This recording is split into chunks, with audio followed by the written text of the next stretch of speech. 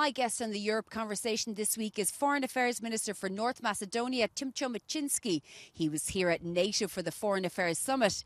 He says his country is ready to join the European Union, but he says if Brussels doesn't act fast, Russia will fill the void. Foreign Minister Timčo Mucunski, thank you very much for joining us on the Europe Conversation. Thank you very much for the opportunity to be a guest in your studio.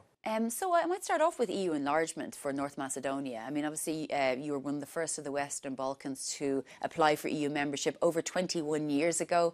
But it appears that, well, it's not appears, North Macedonia is very much lagging behind for a number of reasons around rule of law. And we had these historical disputes with Bulgaria and also the Greek dispute, which was resolved, but it appears less so now. Can you just talk us through this trajectory for North Macedonia? So, I mean, without a doubt, we are one of these countries that has been historically, since its independence, committed to EU and NATO integration. We realized our goal of becoming a NATO member, but the key foreign policy priority of our country that has not been realized is EU membership. This year is what I call a sobering anniversary. It's 20 years since we have gained candidate status. In the meantime, the EU has enlarged. We started this process at one point even going further back to the stabilization and association process together with Croatia. Croatia is now a member of Schengen. It uses the euro as a currency. We still haven't opened accession negotiations. Of course, there have been faults by governments in terms of lack of delivery on some issues, without a doubt. But what is also a fact is that we have been a victim of far too much bilateralization of the EU process. Instead of focusing on criteria, on merit-based issues, focusing on bilateral issues that have nothing to do with the substance of a nation's path towards EU membership. This is a fair point, and two of those countries, as I mentioned there, Bulgaria and Greece, in particular on the Bulgarian issue, because obviously these countries have a veto anyway, so whether you like it or not, the bilateral issues have to be resolved in some way. Will there be an inclusion for the Bulgarian minority within the constitution of North Macedonia? The issue is much more than the issue of inclusion of the Bulgarian minority, and I'll try in a nutshell to explain this to you. First of all, who has the most to gain from our country becoming an EU member? Of course, first, it's us, without a doubt. But secondary, it is the countries around us that are member states of the European Union. And here I mean Greece and Bulgaria directly. Now, in these more than 30 years of an EU path, we have made extremely difficult compromises. As I've mentioned many times before, we've changed our flag, we've changed our currency, we've changed our constitution several times. We've even changed the name of our country. All with the promise of a window of opportunity that we've been told existed if we do these changes for our path towards the European Union. And thus, the question and the dilemma that we pose to both EU institutions as well as the member states is, will this be the final compromise? Will we know that if these constitutional amendments are made, 6 months down the road, a year down the road, again, there will not be a veto because of a bilateral issue? Why we pose this question? First of all, to protect our own national interests, to not allow issues related to language, history, identity to engulf our EU accession process, but also at the end of the day to protect the credibility of European enlargement in the entire region, because there are malign actors out there who like to point the finger and say, do you really believe that the EU is honest in its intention for enlargement? Look at what they're doing to the Macedonians. And then we also had the Prespa agreement, which resolved the issue around Greece. But we have heard in the past or recently some ministers refusing to use the name North Macedonia, which again will create problems and confrontations with Greece. Is that an issue still? I mean, if I speak personally as an individual and I remove myself from the position that I have, then I will never be able to say to you that I am happy with the Prespa agreement, that I believe the Prespa agreement is good, or that I believe the changing of the name of a nation is fair, especially in the 21st century. But at the end of the day, as foreign minister and as a lawyer, I understand that the principle of pacta sunt servanda and that agreements must be kept, especially in international public law, is a fundamental principle. And in that sense, we are a nation that will respect its obligations, but also a nation that expects its partners, its neighbors in the region to also respect obligations in these agreements that they've made towards us. Okay, because you mentioned there pacta sunt servanda, agreements should be kept, and one of the issues that the EU has with North Macedonia and joining the EU is around the rule of law, Yes. Independence of the judiciary, various types of corruption, and obviously that's hugely problematic because all EU member states will point to the deficiencies in the EU when they had the last bout of enlargement, particularly countries like Hungary, Slovakia and so on. So where is North Macedonia with making greater progress on this? So this is one of the key priorities of our government. Our government was formed less than a year ago, and it has taken very direct steps towards fighting corruption, both high-level corruption, but also corruption that exists in mid-level and low-level civil service, establishing a system of rule of law, but this is not something that we can do overnight. And I would once again reiterate, it is also a whole-of-society effort. It's not just about the executive delivering, but it's about a cultural change that has to happen within the judicial system.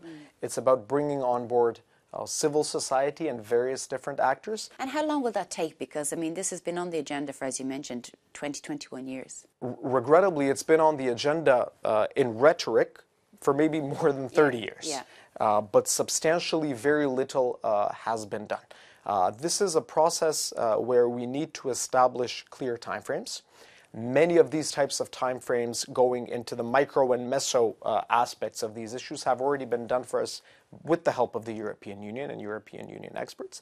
And then we need to start delivering because this delivery is about government doing its job, but it's about creating this, as I said, cultural change within society, which helps stimulate investment, which helps stimulate entrepreneurship, which puts young people in a situation where they don't want to leave the country because many young people are departing not just because of economic reasons, but because of an infunctional system of governance, and also hopefully put our country in a situation where young people that are living abroad want to come back, invest in the country, build families in the country, take part in political activities in the country. This is the priority of our government. I want to move on to the NATO foreign ministers meeting you're here. First of all, can I ask you a little bit about Russian interference in North Macedonia? One of the reasons why enlargement needs to happen quickly, they say, is because the countries in the Western Balkans need to be brought into the EU away from the Russian orbit. Is that something that you would agree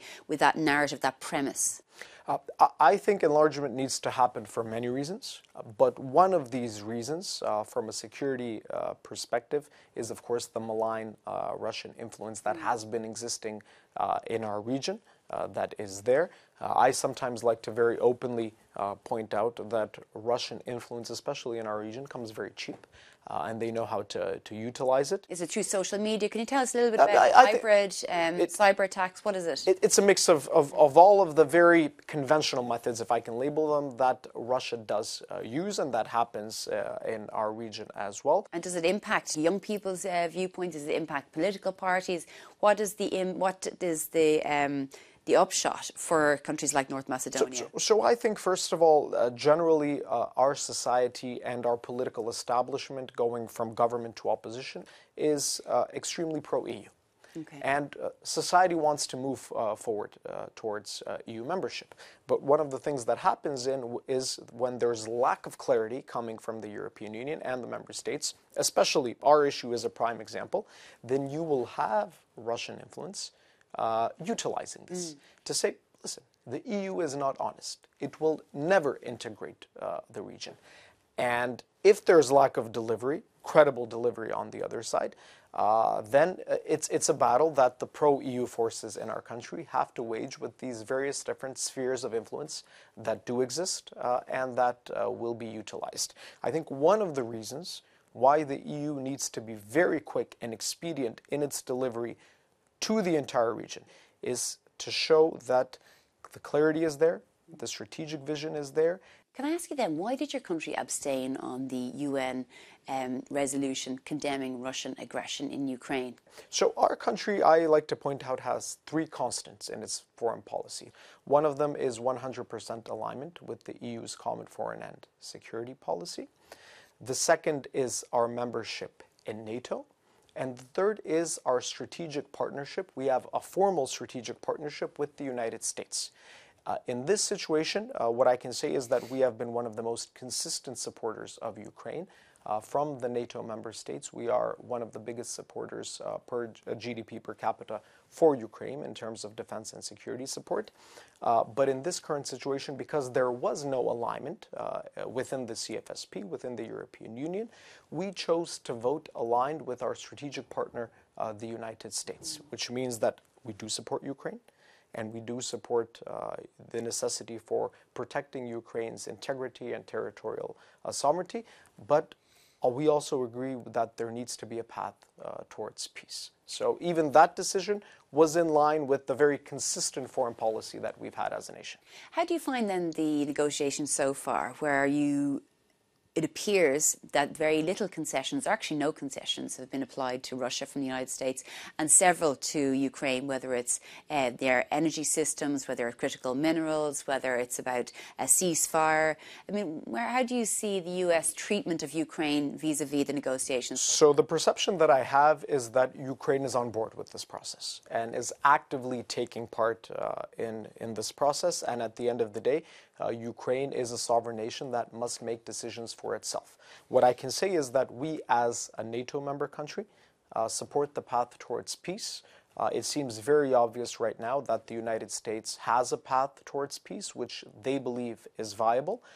And in that sense, considering that Ukraine is on board with this process, we absolutely support the process that is being led by the Trump administration, Secretary Rubio, as well as the whole team, in finding a peaceful solution as soon as possible. Okay.